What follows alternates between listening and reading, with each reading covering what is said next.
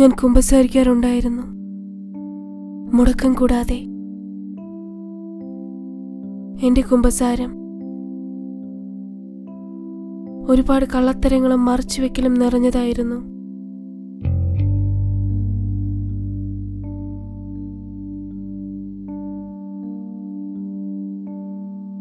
പക്ഷേ അതെന്ന് തുടങ്ങിയെന്ന് എനിക്ക് നിശ്ചയമില്ല. എന്റെ ആദ്യ കുമ്പസാരത്തിൽ തന്നെ അത് തുടങ്ങിയിരിക്കാം.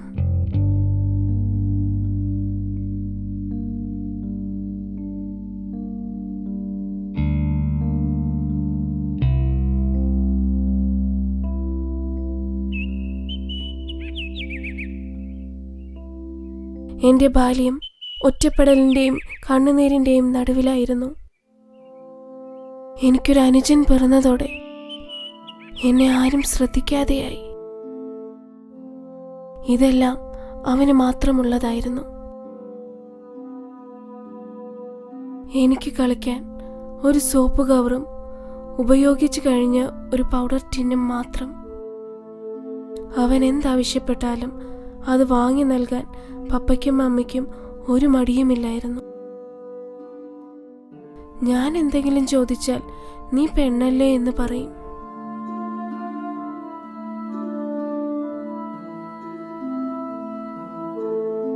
അതെ, ഞാൻ പെണ്ണായി കഴിഞ്ഞപ്പോൾ വേലിക്കെട്ടുകളുടെ നീളം കുറയുകയും ഉയരം കൂടുകയും ചെയ്തു.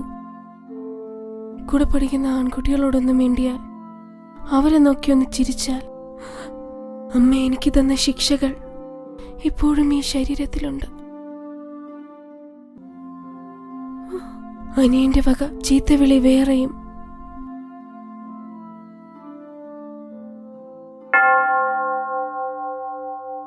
ദിവസവും കുർബാന കാണും, കൊന്ത ചൊല്ലും.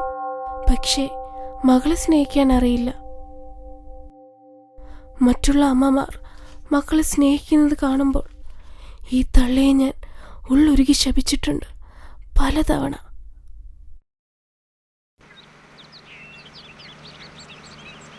പപ്പ എപ്പോഴും പുറനാടുകളിലായിരുന്നു. 4-5 കൊല്ലം കൂടുമ്പോൾ ക്രിസ്മസ് അവധിക്കോ മറ്റോ നാട്ടിൽ വരും.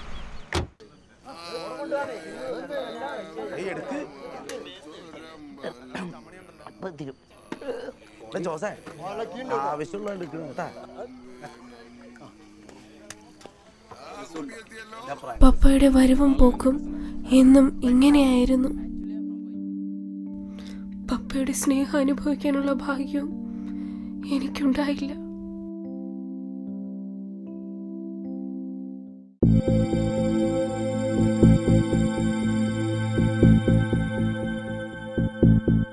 ഒരു മിസ് കോളിൽ നിന്നായിരുന്നു തുടക്കം. അവൻ ആരെന്നോ എന്തെന്നോ എനിക്കറിയില്ലായിരുന്നു. എങ്കിലും അവൻ്റെ വിളികൾക്കായി ഞാൻ കാത്തിരുന്നു. അവൻ്റെ വാക്കുകൾ എനിക്ക് ആശ്വാസമായി.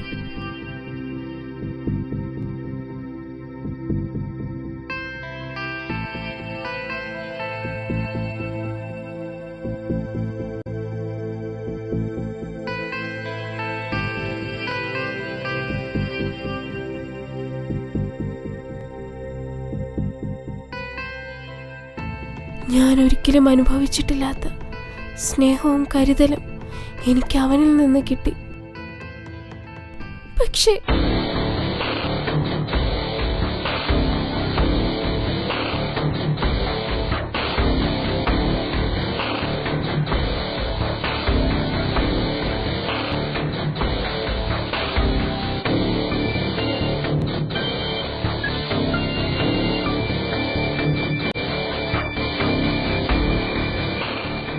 ഞാൻ ലോകത്തിനു മുന്നിൽ നഗ്നയായി നിൽക്കുന്നു. എന്നെ കല്ലെറിയുന്നവരുണ്ട്, എന്നോട് സഹതപിക്കുന്നവരുമുണ്ട്. ലജ്ജയും അപമാന ഭാരവും കൊണ്ട് ഇനിയും എന്റെ ശിരസ് കുനിയണമോ? ഞാൻ വെറും ഒരു ഇരയല്ലേ?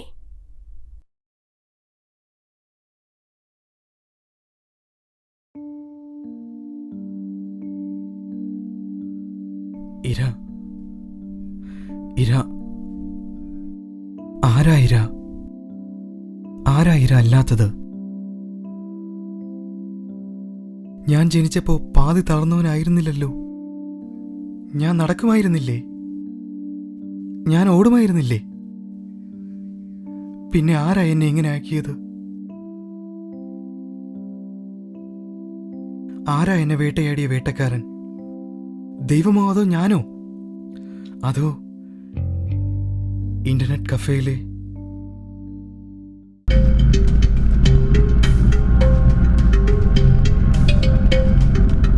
കൂട്ടുകാരുമൊത്ത് നിത്യവുമുള്ള മദ്യപാനം തുടങ്ങുന്നത് എൻ്റെ engineering പഠനകാലത്താണ്. I hate engineering study. I enjoy engineering life.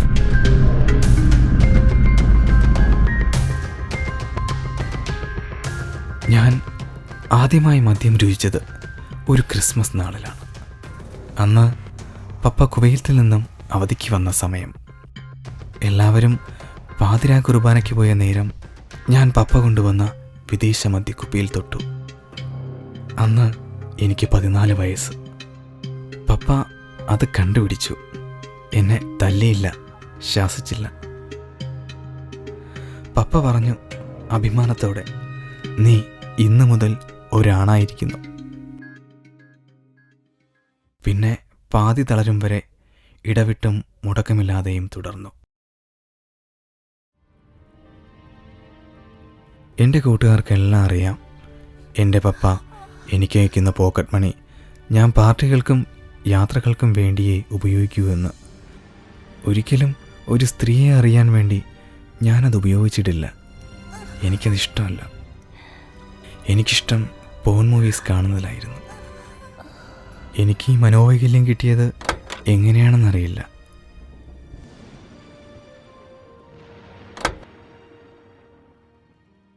ഇത്തരം ഭ്രാന്തുള്ളവന് സ്വന്തം ചേച്ചിയെ മറ്റുള്ളവർ നോക്കിയാൽ എങ്ങനെ സഹിക്കാനാകും? എനിക്കെല്ലാവരെയും സംശയമായിരുന്നു. എനിക്കെല്ലാവരെയും പേടിയായിരുന്നു. എനിക്കൊരുപാട് സുഹൃത്തുക്കളുണ്ട്.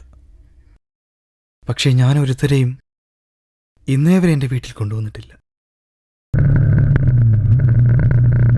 പതിവ് മദ്യപാനവും കഴിഞ്ഞ് വീട്ടിലേക്ക് മടങ്ങും വഴി പതിവ് ഇന്റർനെറ്റ് കഫേക്കാരൻ്റെ മെസ്സേജ്, ഒരു പുതിയ ഐറ്റം കിട്ടി. ഞാൻ വണ്ടി തിരിച്ചു വിട്ടു. കഫേയിലെ കമ്പ്യൂട്ടർ സ്ക്രീനിൽ അവൻ അറിയില്ലായിരുന്നു അതെൻ്റെ ചേച്ചിയാണെന്ന്. ഞാൻ പാഞ്ഞു. മുന്നിൽ ഒന്നു മാത്രം, അവളെ കൊല്ലുക, അമ്മയെയും.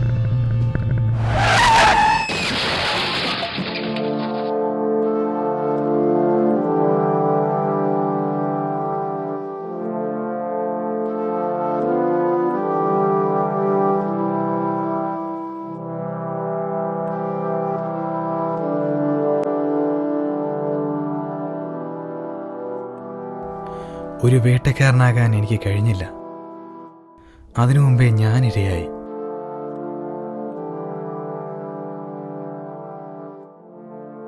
കുട്ടിക്കാലത്ത് ഞാൻ ഒരുപാട് ചിത്രങ്ങൾ വരയ്ക്കുമായിരുന്നു. ടീച്ചർമാർ ചോദിക്കും, നിങ്ങൾക്ക് ആരാകാനാണ് ആഗ്രഹം? എല്ലാവരും ഡോക്ടർ, എഞ്ചിനീയർ എന്നൊക്കെ പറയും. ഞാൻ പറഞ്ഞത് അതൊന്നും ആയിരുന്നില്ല. ചിത്രകാരനാകണമെന്ന എൻ്റെ മോഹം പപ്പയും അമ്മയും തല്ലിക്കെടുത്തി. കുട്ടിക്കാലത്ത് ആരോ പഠിപ്പിച്ച കുമ്പസാരം ചൊല്ലിയിട്ടുണ്ട്. മുതിർന്നപ്പോൾ കുമ്പസാരിക്കാതെ കുർബാന എടുത്തിട്ടുണ്ട്. പക്ഷേ ഈ കുമ്പസാരം, ഇതാണ് എൻ്റെ ആദ്യ കുമ്പസാരം.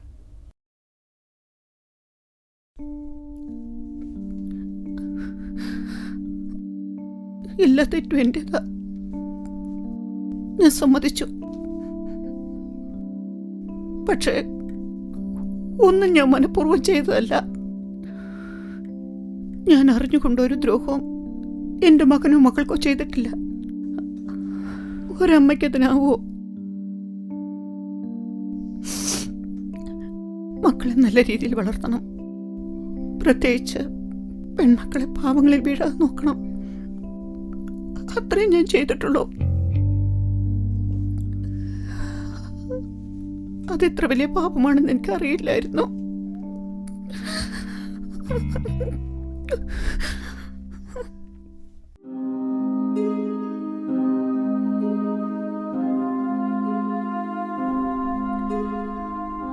അനിയൻ ജനിച്ചതോടെ എൻ്റെ അമ്മ മരിച്ചു. പിന്നെ അപ്പനായിരുന്നു ഞങ്ങൾക്കെല്ലാം. വലിയ കലാപങ്ങൾക്കൊടുവിലായിരുന്നു എൻ്റെ കല്യാണം. അപ്പം വലിയ കടൽപ്പണിക്കാരനായിരുന്നു, നാട്ടിലെ തലമൂത്ത ചട്ടമ്പിയും. എൻ്റെ 18ാമത്തെ വയസ്സിൽ എൻ്റെ കെട്ടിയവൻ എന്നെയും കൊണ്ട് ഒളിച്ചോടി. കുടുംബക്കാർ തമ്മിൽ അടിയും കത്തിക്കുത്തും നടന്നു. വലിയ വാശിക്കാരനായിരുന്ന അപ്പൻ ഒടുവിന് കെട്ടിന് സമ്മതിച്ചു. സമ്മതിക്കാതിരിക്കാൻ അപ്പന് കഴിയില്ലായിരുന്നു. കാരണം അന്നേരം ഞാൻ 3 മാസം ഗർഭിണിയായിരുന്നു.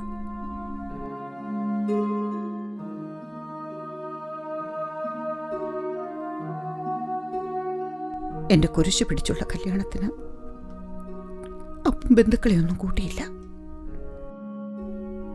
അപ്പനും അനിയനും പിന്നെ 7 അടി എത്തരത്തിൽ കൊടുക്കുന്ന ബെല്ലും പഴവും.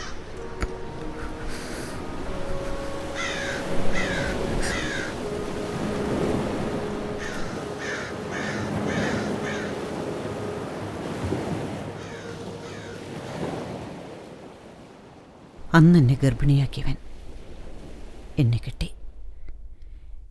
ഇന്ന് അങ്ങനെ വല്ലതുമാണോ? എല്ലാ ദിവസവും സീരിയൽ കാണുന്നൊരമ്മയാണ് ഞാൻ. ഈ ലോകത്തിൽ നിന്ന് എന്താ നടക്കുന്നതെന്ന് ഈ സീരിയലുകൾ കണ്ടപ്പോൾ ഞാൻ അറിഞ്ഞു.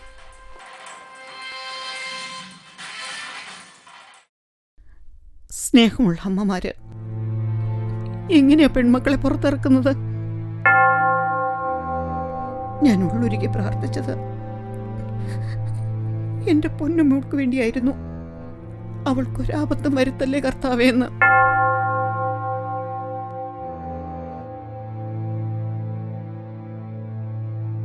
ഉടുതുണിക്ക് മറുതുണിയില്ലാതെ വളർന്നോളാം ഞാൻ.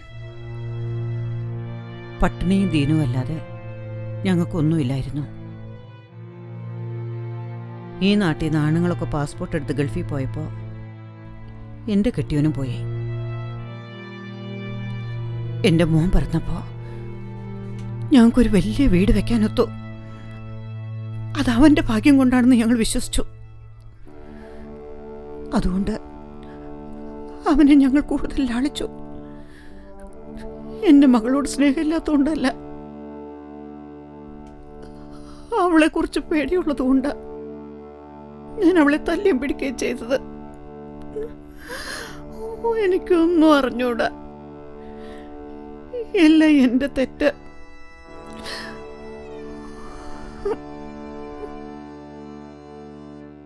ഞാൻ എത്ര ധ്യാനം കൂടി, എത്ര നേർച്ചയിട്ടു,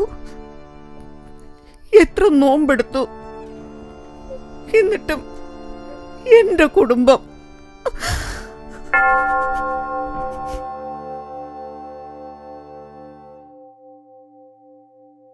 ഞാൻ എനിക്കറിയാവുന്നതുപോലെയൊക്കെ ജീവിച്ചു, മക്കളെ വളർത്തി. അതിൻ്റെ ഫലം എങ്ങനെയാണെന്ന് അറിയാമായിരുന്നെങ്കിൽ ഞാൻ ഇതൊക്കെ ചെയ്യുമായിരുന്നു. ഒരു പട്ടക്കാരൻ്റെ മുമ്പിലും ഞാൻ ഇതുപോലെ കുമ്പസരിച്ചിട്ടില്ല.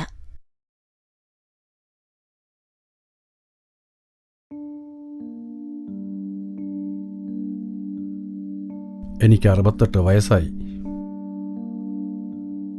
10ാം വയസ്സിൽ അപ്പനൊപ്പം കടൽപ്പണി തുടങ്ങിയതാ. ആദ്യമൊക്കെ കരയിൽ അല്ലറ ചില്ലറ കൈസഹായം, പിന്നെ കടലിൻ്റെ ദൂരങ്ങളിലേക്ക്.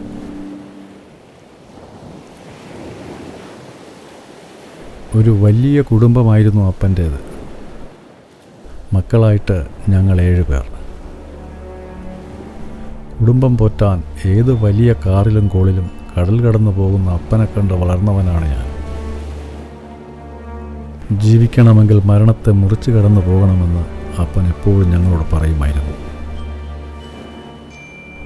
ഏതോ ഒരു കർക്കിടകത്തിൽ കടൽ കടന്നു പോയ അപ്പൻ പിന്നെ തിരിച്ചു വന്നില്ല.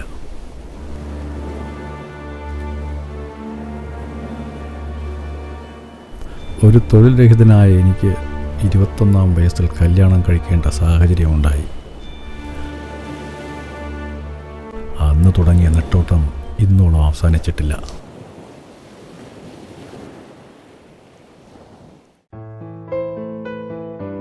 പാസ്പോർട്ടും 2 ജോഡി കുപ്പായവും 2 നേരത്തേക്കുള്ള പൊതിച്ചോറും കുറേ ഇലയപ്പവും ഒരു കൊന്തയുമായി മരുഭൂമിയിലെ നിധി തേടിയുള്ള യാത്രയുടെ തുടക്കം ഇതുവഴിയായിരുന്നു.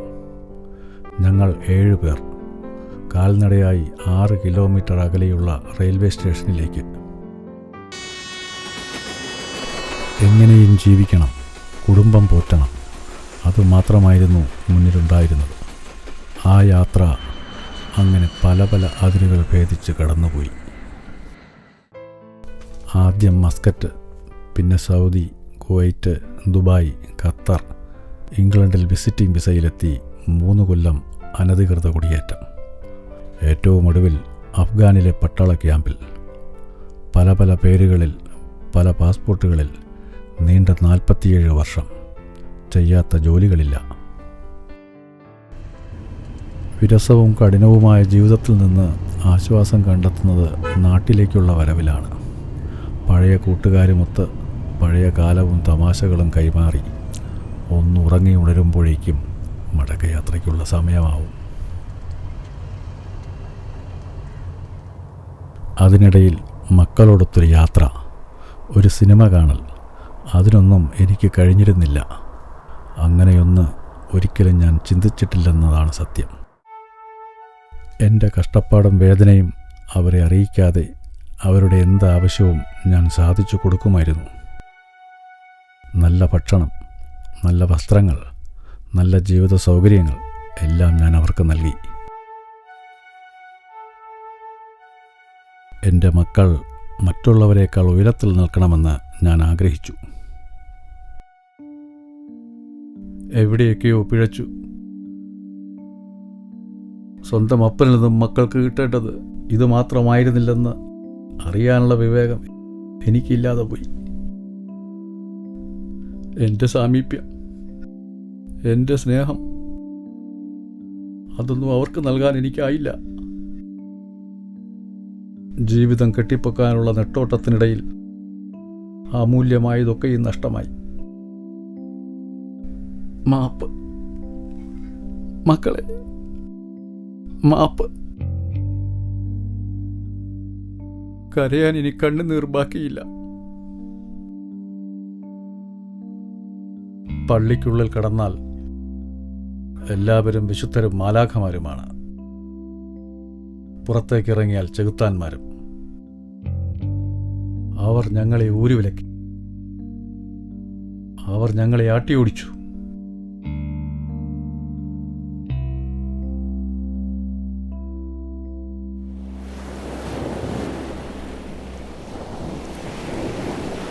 ജീവിക്കണമെങ്കിൽ മരണത്തെ മുറിച്ചു കിടക്കണം.